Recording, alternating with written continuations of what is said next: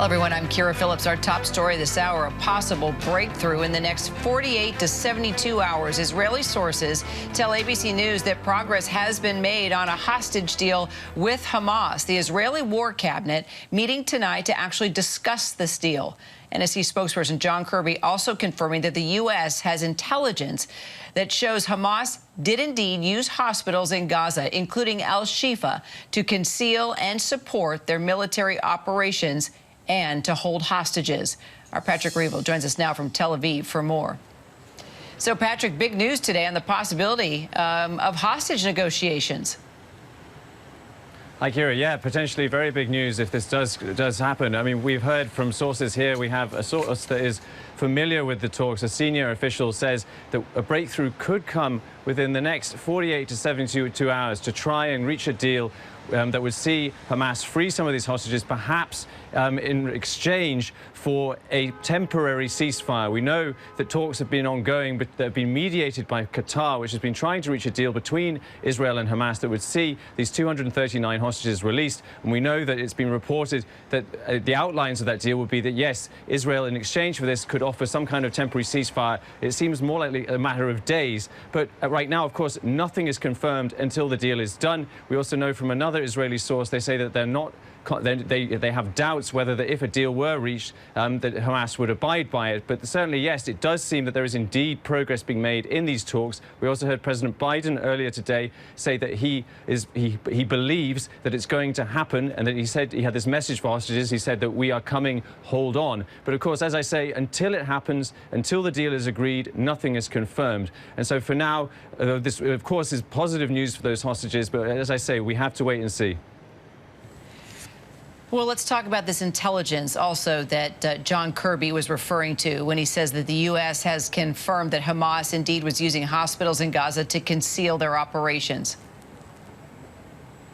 Yeah, I mean, obviously, all the way through this, as Israel has been approaching these hospitals, a number of hospitals in Gaza, where there is very fierce fighting, they have been saying that that Hamas has been using these hospitals as shields. It's been locating its headquarters and weapons facilities under these hospitals.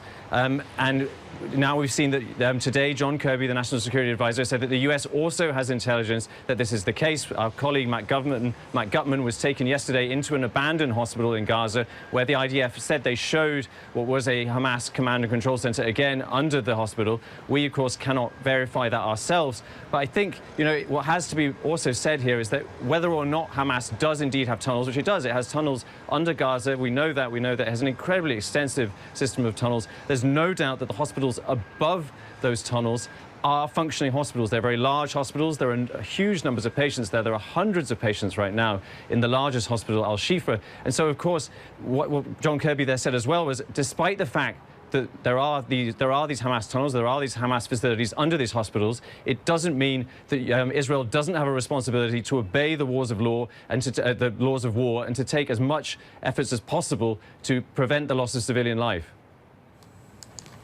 Now, you just mentioned President Biden sounded pretty optimistic this morning when he talked about the release of hostages. Now we have this new information that a deal may be in the works, possibly. It was confirmed by two Israeli sources. Let's take a listen to what the president said and try and read between the lines here. I've been talking with the people involved every single day. I believe it's going to happen, but I don't want to get into detail. What's your message for the families? Hang in there, we're coming. Well, you had a chance to speak to some of the families. What did they tell you?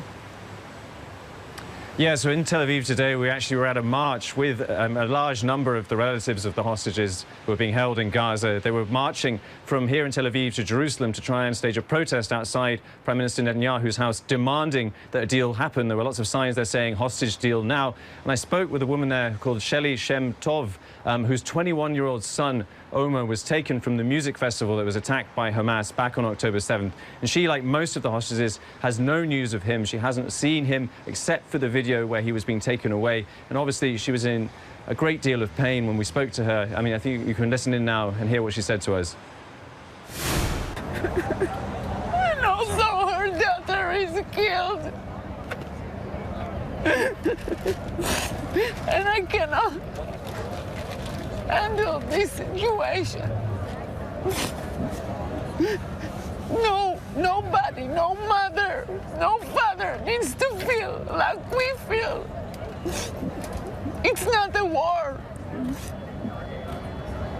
It's citizen. They took, burn, murder.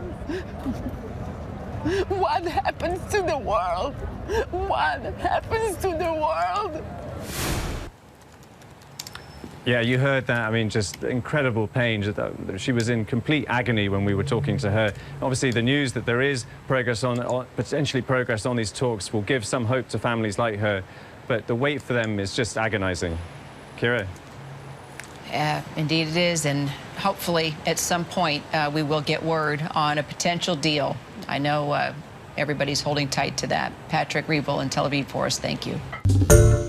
Hi, everyone. George Stephanopoulos here. Thanks for checking out the ABC News YouTube channel. If you'd like to get more videos, show highlights, and watch live event coverage, click on the right over here to subscribe to our channel. And don't forget to download the ABC News app for breaking news alerts. Thanks for watching.